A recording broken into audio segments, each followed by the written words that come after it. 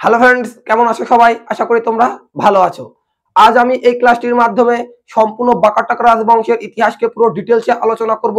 এর পূর্বের ক্লাসগুলোতে আমি গুপ্ত সাম্রাজ্যের ইতিহাসকে পার্ট 1 এবং পার্ট 2 ভাগে আলাদা আলাদা করিয়ে ডিটেলসে ক্লাসগুলো করিয়েছি। যারা ক্লাসগুলি দেখোনি তারা আমার ইউটিউব চ্যানেলে গিয়ে ক্লাসগুলি অবশ্যই দেখতে পারো। আর আজ আমি যে রাজবংশ সম্পর্কে ক্লাসটি করাবো সেটি হলো বাকাটক রাজবংশ। আর এই বাকাটক রাজবংশ হলো গুপ্তদের সমসাময়িক একটি রাজবংশ, যা দক্ষিণ ভারতে তাদের নিজেদের সাম্রাজ্যটাকে প্রতিষ্ঠিত করেছিল। আর গুপ্তরা ছিল মূলত উত্তর ভারতের শাসনকারী একটি সাম্রাজ্য। আর এই সাম্রাজ্য সমসাময়িক সাম্রাজ্য হিসেবে বাকাটকরা দক্ষিণ ভারতে তাদের সাম্রাজ্যটাকে প্রতিষ্ঠিত করেছিল। আজ এই বাকাটক সাম্রাজ্য সম্পর্কে পুরো ডিটেলসে ক্লাস করাবো। আর এই ক্লাসটি তোমরা যারা করবে তারা ক্লাসটিকে স্কিপ না করে প্রথম থেকে শেষ পর্যন্ত দেখো, তাহলে তোমাদের পুরো ডাউট ক্লিয়ার হয়ে যাবে। আর ক্লাসটি করার আগে তোমরা একটি খাতা পেন রাখবে, যেগুলি তোমার অজানা সেগুলোকে তুমি নোট ডাউন করবে। আর এই বাকাটক সম্পর্কে আজকে আমরা অনেক অজানা ইনফরমেশন আমি তোমাদের ক্লাসে দেব, তাই ক্লাসটিকে দেরি না করে অবশ্যই একটা ক্লাসটিকে লাইক করে দিও। নমস্কার, আমি সৌরভ মন্ডল, তোমাদের সকলকে স্বাগত জানাই সৌরভ মন্ডল ক্লাসের ইউটিউব চ্যানেলে। তাহলে চলো শুরু করি। আমরা সবাই জানি গুপ্তরা মূলত উত্তর ভারতে একটি বৃহৎ সাম্রাজ্য গড়ে তুলেছিল এবং সেখানে তারা দীর্ঘদিন ব্যাপী একটি শক্তিশালী সাম্রাজ্য হিসেবে নিজেদেরকে এগিয়ে নিয়ে গিয়েছিল। ঠিক তেমনই এই বাকাটকরা দক্ষিণ ভারতে প্রায় 250 থেকে প্রায় 500 এডি পর্যন্ত, আমি এখানে লিখে দিয়েছি তোমাদের, 250 থেকে 500 এডি পর্যন্ত তাদের এই শাসন কার্য পরিচালনা করেছিল। যে সাম্রাজ্য তারা হলো কারা? বাকাটক সাম্রাজ্য। এই বাকাটক সাম্রাজ্য যদিও গুপ্তদের মতো অত বড় একটি সাম্রাজ্য ছিল না, কিন্তু তবুও এই গুপ্ত সাম্রাজ্য কখনোই কিন্তু এই বাকাটক সাম্রাজ্যের উপরে আক্রমণ করেনি। সেই কারণটিও আজকে আমি ক্লাসের মাধ্যমে শেয়ার করব, সে বিষয়ে আমরা পরে আসছি। এই বাকাটক রাজবংশ দক্ষিণে যেমন তাদের সাম্রাজ্যটাকে শক্তিশালী করে গড়ে তুলেছিল, সেই কারণেই তারা দীর্ঘদিন ব্যাপী এই সাম্রাজ্যটিকে নিজেদের আন্ডারে টিকিয়ে রাখতে পেরেছিল। আর এই বাকাটক সাম্রাজ্য মূলত যেখানে সাতবাহনরা আগে রাজত্ব করত, সেই সাতবাহনদের স্থানেই এই নতুন একটি রাজবংশের উদ্ভব ঘটে, সেটিই হলো বাকাটক বংশ। অর্থাৎ সাতবাহনের পরবর্তীকালে সেখানে একটি নতুন রাজবংশের উত্থান ঘটে, তাই হলো বাকাটক রাজবংশ। আর এই বাকাটক রাজবংশ উত্তর ভারতে গুপ্তদের সমসাময়িক একটি রাজবংশ, যারা মূলত 250 থেকে 500 খ্রিস্টাব্দ পর্যন্ত দক্ষিণ ভারত এবং মধ্য ভারতে শাসন করেছিল বলে আমরা জানতে পারি। তাহলে আমরা কি জানলাম? যে গুপ্ত সাম্রাজ্য ছিল উত্তর ভারতের একটি বৃহৎ সাম্রাজ্য, তেমনি এই গুপ্তদের সমসাময়িক একটি সাম্রাজ্য হলো বাকাটক রাজবংশ, যারা মূলত দক্ষিণ ভারতে শাসন কার্য পরিচালনা করত। এই বাকাটক রাজবংশ এবং গুপ্ত রাজবংশের সময় বৈবাহিক সম্পর্ক শুরু হয়েছিল। যেমন আমরা দেখতে পাই যে বাকাটক রাজ রুদ্রসেন দ্বিতীয়র সঙ্গে দ্বিতীয় চন্দ্রগুপ্ত কন্যা প্রভাবতীর বিবাহ হওয়ার ফলে এই দুই রাজবংশের মধ্যে আত্মীয়তা বা বৈবাহিক সম্পর্ক গড়ে উঠেছিল। এই কারণে গুপ্ত সাম্রাজ্যের পক্ষ থেকে এই বাকাটক রাজবংশের উপর কোনোদিনই আক্রমণ ঘটেনি। এর ফলে এই দুই রাজবংশ যখনই শক্তিশালী হয়ে ওঠে, তখন আমরা দেখতে পাবো এই যে পশ্চিম ভারতে পশ্চিমী ক্ষত্রপ নামে একটি জাতি শাসন করত, তারা ছিল খুবই শক্তিশালী। এই জাতিটিকে পরাজিত করার জন্যই উত্তর ভারতের গুপ্তরা এই বাকাটকদের সঙ্গে বৈবাহিক সম্পর্ক স্থাপন করে। এর ফলে তারা খুব সহজেই এই পশ্চিমী ক্ষত্রপদেরকে পরাজিত করতে সক্ষম হয়েছিল। আর এই বাকাটকরাই মূলত, আমরা কি বললাম তোমাদেরকে, আমি সাতবাহনদের যে জায়গাগুলোতে তারা নিজেদের শাসন কার্য প্রতিষ্ঠিত করেছিল, এই বাকাটকরাও সেই সাতবাহনদের স্থানে একটি নতুন সাম্রাজ্যের উত্থান ঘটায়, যা হলো বাকাটক সাম্রাজ্য। তাহলে আমরা দেখলাম এই বাকাটক সাম্রাজ্যের সকল ইতিহাসগুলো। এবার আমরা দেখব এই বাকাটক সাম্রাজ্যের প্রতিষ্ঠাতা কে ছিলেন। এই বাকাটক সাম্রাজ্যের যিনি প্রতিষ্ঠাতা ছিলেন তিনি হলেন বিন্দ শক্তি। কি বললাম আমি? এই বাকাটক রাজবংশের প্রতিষ্ঠা ছিলেন বিন্দ শক্তি। আর এর পরবর্তী শাসক যিনি হন তিনি হলেন এই বিন্দ শক্তির পুত্র প্রভারা। আমি এখানে লিখে দিয়েছি এদের প্রতিষ্ঠাতা সাতবাহন বংশের শেষে বাকাটক রাজবংশের সূচনা হয়। এর প্রতিষ্ঠাতা হলেন বিন্দ শক্তি। এরপরে প্রভারা সেন। এই প্রভারা সেন প্রথম ছিলেন এই বাকাটক বংশের একজন শাসক, যার দ্বারাই এই বাকাটকদের সামরিক শক্তি বৃদ্ধি পেয়েছিল বলে আমরা জানতে পারি। তাহলে আমরা কি দেখলাম যে এই বাকাটক বংশের ফাউন্ডার কে ছিলেন? বাকাটক বংশের ফাউন্ডার ছিলেন বিন্দশক্তি, আর বিন্দশক্তির পরবর্তীকালে তার পুত্র প্রভারা সেন প্রথম। এই নামটা তোমরা মনে রাখবে, প্রভারা সেন প্রথম এই বিন্দশক্তির পরে এই বাকাটক রাজবংশের সিংহাসনে বসেন।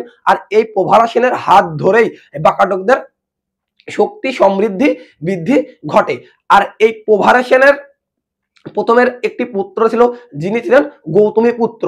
আর দুর্ভাগ্যবশত এই প্রভারা সেন প্রথমের মৃত্যুর পূর্বেই তার পুত্র গৌতমী পুত্রের মৃত্যু ঘটে। তখন এই সাম্রাজ্যের উত্তরসূরি হিসাবে কে বসেন? তখন এই সাম্রাজ্যের উত্তরসূরি হিসাবে বসেন প্রভারা সেন প্রথম। প্রভারা সেন প্রথমের কে কি বললাম আমি তোমাদের, যে এই প্রভারা সেন প্রথমের একটি পুত্র ছিল, তিনি ছিলেন গৌতমী পুত্র। আর এই গৌতমী পুত্র প্রভারা সেন প্রথমের পূর্বেই মৃত্যুবরণ করেন, যদিও এটা একটা দুর্ভাগ্যজনক ব্যাপার।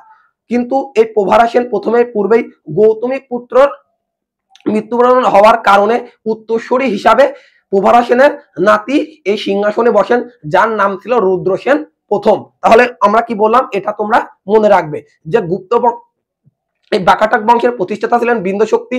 বিন্দশক্তির পরবর্তীকালে এই বাকাটক বংশের রাজা হন তারই পুত্র প্রভারা সেন প্রথম।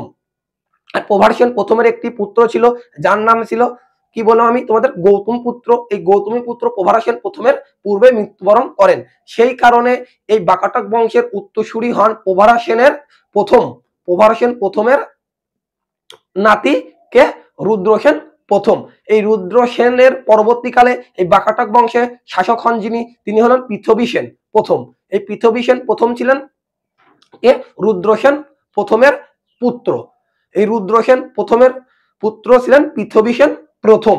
আর এই পৃথ্বী সেন প্রথমের পরেই যিনি এই বাকাটক বংশের সিংহাসনে বসেন, তিনি হলেন রুদ্র সেন দ্বিতীয়। আর এই ইনি গুরুত্বপূর্ণ কেন? এই রুদ্র সেন দ্বিতীয় সঙ্গেই দ্বিতীয় চন্দ্রগুপ্ত অর্থাৎ গুপ্ত সাম্রাজ্যের শাসক দ্বিতীয় চন্দ্রগুপ্তর কন্যা প্রভাবতীর সঙ্গে এই রুদ্র সেন দ্বিতীয়ের বৈবাহিক সম্পর্ক হয়। এই কারণে গুপ্ত সাম্রাজ্য এবং বাকাটক সাম্রাজ্যের মধ্যে বৈবাহিক সম্পর্ক গড়ে ওঠার মাধ্যমে তারা দুজনেই শক্তিশালী হয়ে ওঠে। তাহলে আমি তোমাদের আরেকবার বলে দিই যে এই বাকাটক সাম্রাজ্যের প্রতিষ্ঠাতা ছিলেন কে? বিন্দশক্তি। এই বিন্দশক্তির পুত্র প্রভারা সেন প্রথম, তিনি এই বাকাটক সাম্রাজ্যের সিংহাসনে বসেন। এই বাকাটক সাম্রাজ্যের তৃতীয় শাসক হিসেবে যিনি বসেন, তিনি হলেন কে? তিনি হলেন রুদ্র সেন প্রথম। কিন্তু এর পূর্বে প্রভারা সেন প্রথমের পুত্র ছিলেন গৌতমী পুত্র, তিনি আগেই মারা যান। সেই কারণে প্রভারা সেন প্রথমের নাতি রুদ্র সেন প্রথম এই সিংহাসনে স্থান অধিকার করেন। এই রুদ্র সেন প্রথমের যিনি পুত্র ছিলেন তার নাম ছিল পৃথ্বী সেন।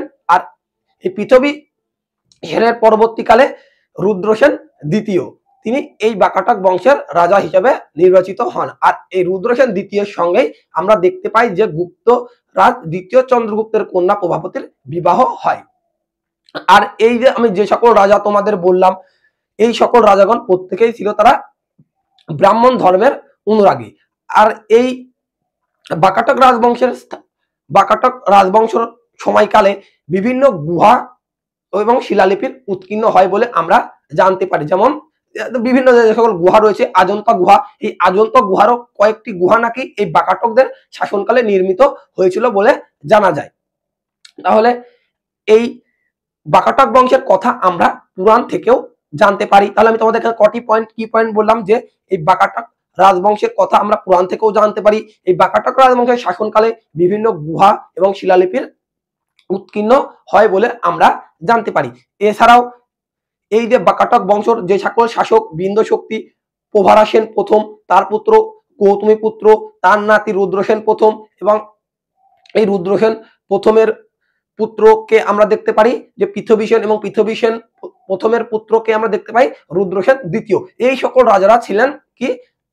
ব্রাহ্মণ ধর্মের। কিন্তু এই যে বাকাটক রাজবংশ যখন শাসন করছিল তখন বিভিন্ন গুহা শিলালিপির উৎকীর্ণ হয়, আর যার মধ্যে বেশিরভাগই ছিল তাম্রলিপি।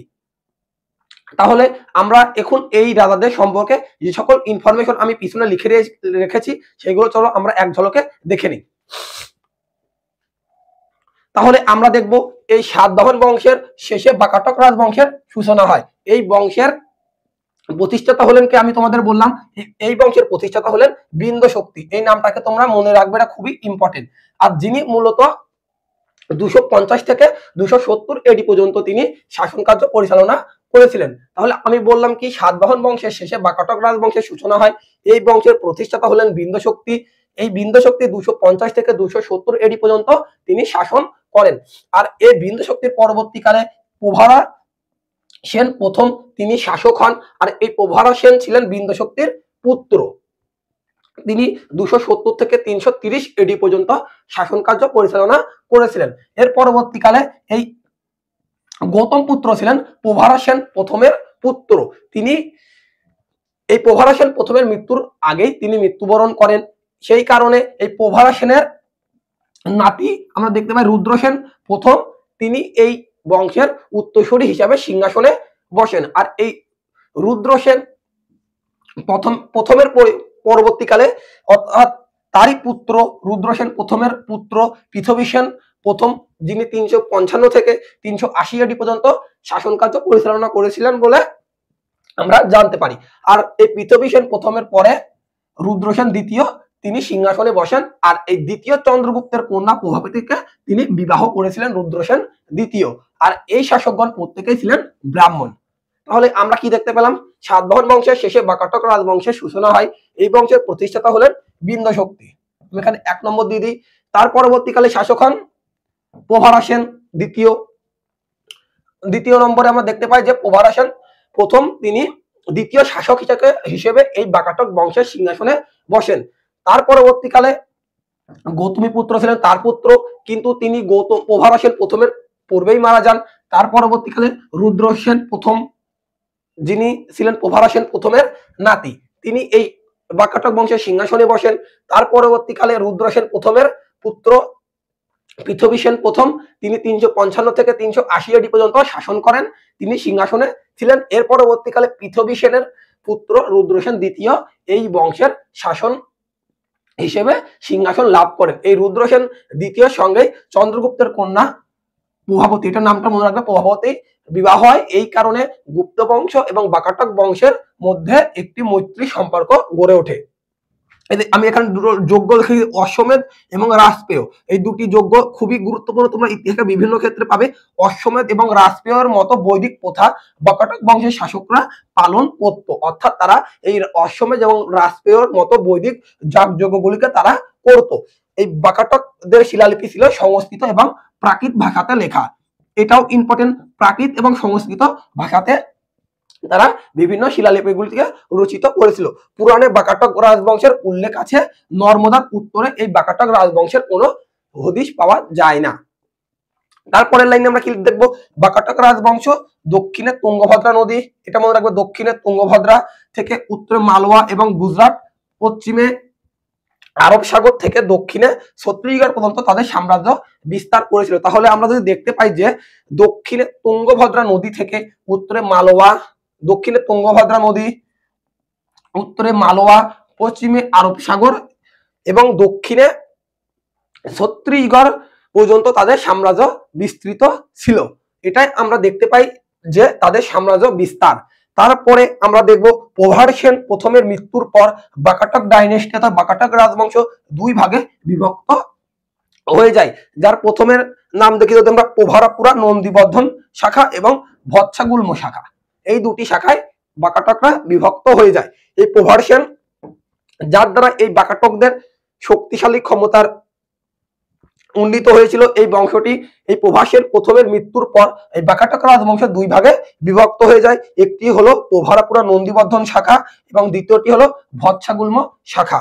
আর এই নন্দীবর্ম শাখার যিনি শাসক ছিলেন তিনি হলেন রুদ্র সেন দ্বিতীয়। আর এই ভৎসাগুল্ম শাখার যিনি শাসক ছিলেন তিনি ছিলেন সর্বসেন, ছিলেন এই শাখার স্থপতি, যিনি প্রভার সেন এর দ্বিতীয় পুত্র ছিলেন। তাহলে আমরা কি দেখতে পেলাম যে প্রভার সেন প্রথমের মৃত্যুর পর এই বংশটা দুটো ভাগে ভাগ হয়ে যায়। এই বাকাটক রাজবংশের সময়কালে প্রচুর বৌদ্ধ গুহা ও বিহারের স্থাপন কার্য সম্পূর্ণ হয়েছিল বলে আমরা জানতে পারি। আর বাকাটক রাজবংশের সময়কালে আবিষ্কৃত লিপিগুলি ছিল তাম্রলিপি, যা প্রভাস সেন দ্বিতীয়কে নিয়ে লেখা। আর এই প্রভাস সেন দ্বিতীয় ছিল বাকাটক বংশের সব থেকে শক্তিশালী একজন শাসক।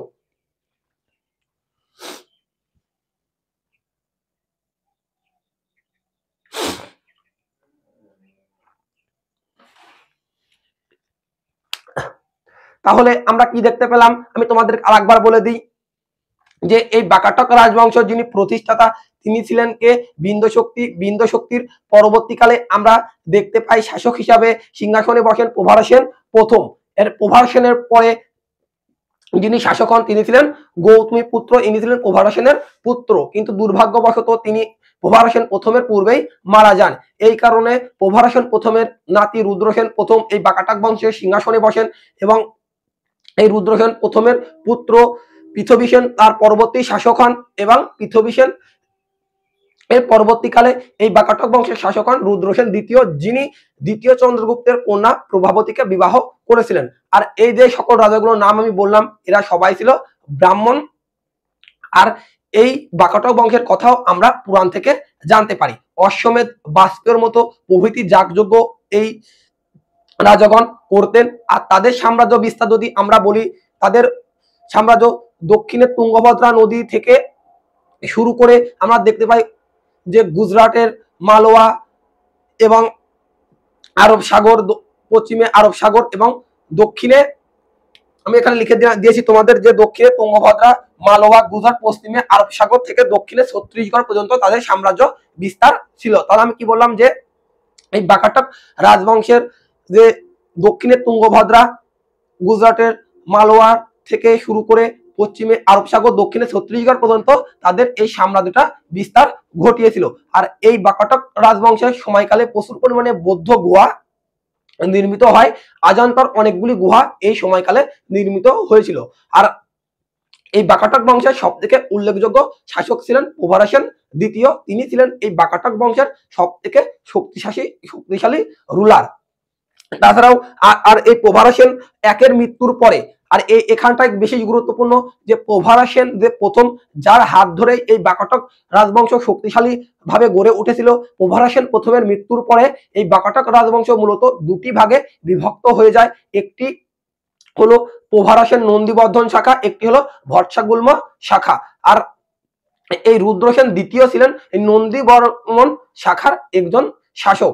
আর আমরা যদি ভট্টাগুল্ম শাখার দেখি তাহলে আমরা দেখতে পারবো সর্বসেন ছিলেন এই শাখার একজন শাসক, যিনি ছিলেন প্রভাস সেন প্রথমের দ্বিতীয় পুত্র।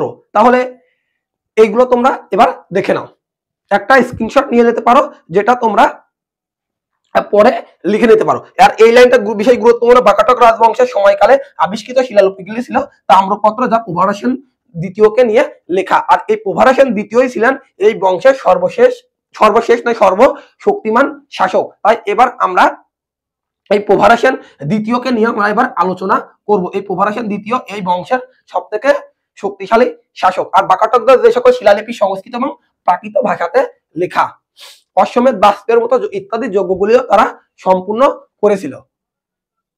আর তোমরা এই সালগুলোকে মনে রাখবে যে বিন্দু শক্তি 250 থেকে 270 এডি পর্যন্ত তিনি শাসন করেছিলেন এবং প্রভাস সেন তিনি 270 থেকে 330 এডি পর্যন্ত শাসন করেছিলেন এবং পৃথ্বী সেন 355 থেকে 380 এডি পর্যন্ত শাসন পরিচালনা করেছিল এই বাকাটক বংশের শাসক হিসেবে।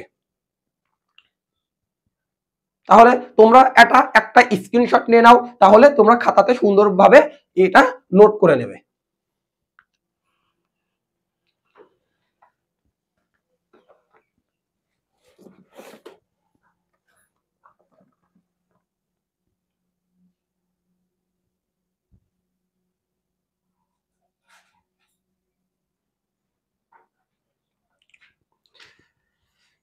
এবার আমরা দেখব এই প্রভাস সেন দ্বিতীয় সম্পর্কে, যিনি ছিলেন এই বাকাটক বংশের সব থেকে শক্তিশালী শাসক। তাহলে আমরা দেখেছিলাম যে প্রভাস সেন প্রথমের হাত ধরে এই বাকাটক বংশের শক্তি অনেক সমৃদ্ধি ঘটিয়েছিল এবং পরবর্তীকালে এই পোভারা সেন প্রথমে সময়কালে বাকাটক বংশ পুরো দুটি ভাগে বিভক্ত হয়ে পড়ে, যেটা আমি তোমাদের আগে বললাম। একটি হলো নন্দী পোভারা, একটি হলো নন্দীবর্ধন শাখা, একটি হলো আমি তোমাদের আগেই বইটা বললাম ভৎস বর্ধন শাখা।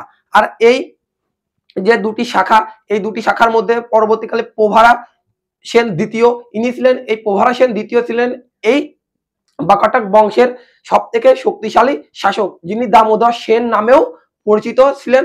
আর এই পোভারা সেন দ্বিতীয় একটি গ্রন্থ লিখেছিলেন, যেটি প্রাকৃত ভাষাতে লেখা সেতুবন্ধ। এই নামটাকে তোমরা মনে রাখবে, সেতুবন্ধ নামের যে গ্রন্থটি প্রাকৃত ভাষাতে লেখা, এটি কে লিখেছিলেন? পোভারা সেন দ্বিতীয়। তিনি ছিলেন একজন বাকাটক বংশের সব থেকে শক্তিশালী শাসক। আর এই কটি লাইন তোমরা পোভারা সেন থেকে মনে রাখবে, তাহলেই যথেষ্ট। তাহলে আমি কি বললাম? পোভারা সেন দ্বিতীয় ছিলেন বাকাটক বংশের সব থেকে শক্তিশালী শাসক। তিনি সেতুবন্ধ নামে একটি গ্রন্থ লিখেছিলেন, যেটি ছিলেন প্রাকৃত ভাষাতে লেখা।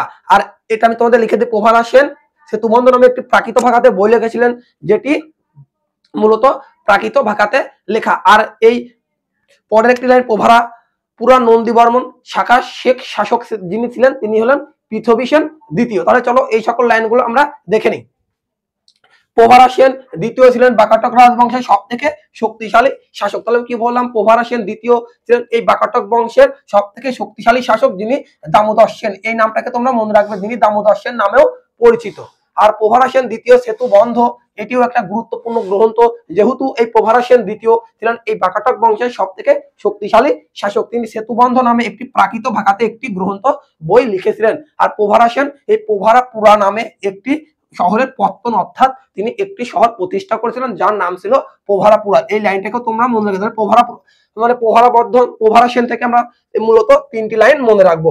পোভারা সেন দ্বিতীয় ছিলেন বাকাটক বংশের সব থেকে শক্তিশালী শাসক, যিনি দামোদর সেন নামেও পরিচিত, এবং পোভারা সেন সেতুবন্ধ নামে একটি প্রাকৃত ভাষাতে গ্রন্থ বই লিখেছিলেন। এছাড়া তিনি পোভারাপুরা নামে একটি শহরের পত্তন করেছিলেন। আর পোভারা সেন দ্বিতীয় এর পরে যিনি শাসক হন, তিনি হলেন নরেন্দ্র সেন। এটা তোমরা মনে রাখবে, নরেন্দ্র সেন ছিলেন পোভারা সেন দ্বিতীয়র পরবর্তী শাসক। আর পোভারাপুরা নন্দীবর্ধন শাখার শেষ শাসক ছিলেন পৃথ্বী সেন দ্বিতীয়। পোভারাপুরা নন্দীবর্ধন শাখার শেষ শাসক ছিলেন কে? পৃথ্বী সেন দ্বিতীয়। আর এই রাজবংশের অর্থাৎ বাকাটক রাজবংশের পরবর্তীকালে বাদামী চালুক্য রাজবংশের শাসনের সূচনা হয়। বাদামী চালুক্য রাজবংশের শাসনের সূচনা হয় এই বাকাটক রাজবংশের সূচনা কালে।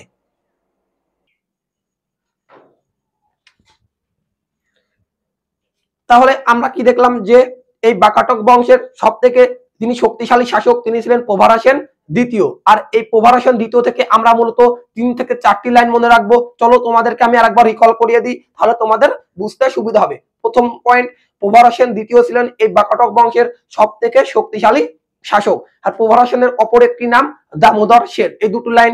3 নম্বর লাইন, পোভারা সেন দ্বিতীয় সেতুবন্ধ নামে একটি গ্রন্থ রচনা করেছিলেন, যেটি মূলত প্রাকৃত ভাষাতে লেখা। আর তিনি একটি নতুন শহরের পত্তন ঘটিয়েছিলেন, যার নাম ছিল পোভারাপুরা। তাহলে এই বংশের শ্রেষ্ঠ শাসক ছিলেন পোভারা সেন দ্বিতীয়। তিনি একটি গ্রন্থ লিখেছিলেন, যার নাম ছিল কি বললাম? সেতুবন্ধ। তিনি একটি নগরের প্রতিষ্ঠা করেন, যার নাম ছিল পোভারাপুরা, এবং তিনি আরেকটি অপর নাম ছিল দামোদর সেন। এই 4টি লাইন এখান থেকে মনে রাখলেই যথেষ্ট। আর এই পোভারা সেন দ্বিতীয়র পরে যিনি শাসক হন, এনার নামটা আমি লিখে দিয়েছি তোমাদেরকে, নরেন্দ্র সেন। আর এই পোভারা সেন দ্বিতীয়র পরে যিনি শাসক হন, তার নাম ছিল নরেন্দ্র সেন। আর পোভারাপুরা নন্দীবর্ধন শাখার শেষ শাসক ছিলেন পৃথ্বী সেন দ্বিতীয়। আর এই বাকাটক বংশের পরবর্তীকালে পশ্চিমী বাদামী চালুক্যর শাসনের সূচনা হয়। তাহলে আজকের ক্লাসটি কেমন লাগলো কমেন্টে জানিও। ক্লাসটি যদি ভালো লাগে একটি লাইক করো, লাইক করলে ভিডিও বানাতে আরো বেশি আমি অনুপ্রাণিত হব। আর আমার চ্যানেলে যারা নতুন, চ্যানেলটিকে অবশ্যই সাবস্ক্রাইব করে রাখো, ক্লাসটি বন্ধুদের মাঝে শেয়ার করে দাও। ধন্যবাদ জানিয়ে আজকের ক্লাসটি আমি এখানে শেষ করছি। তোমাদের সঙ্গে দেখা হবে আবারও নেক্সট ক্লাসে।